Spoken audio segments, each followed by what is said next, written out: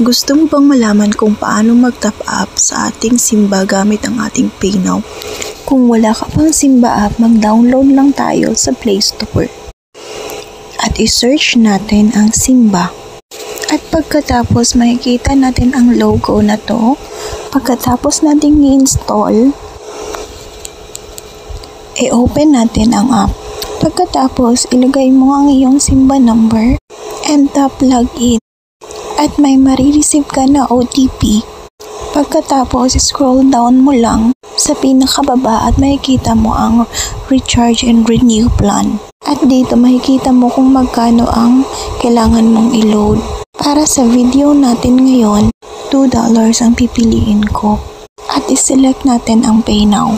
Pagkatapos nating may screenshot ang QR code, punta tayo sa ating DBS Digi app. I-scan lang natin ang QR code galing sa ating gallery.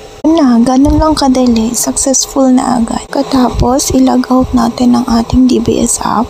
Para ma-check po natin kung pumasok, bumalik po tayo sa ating Simba app.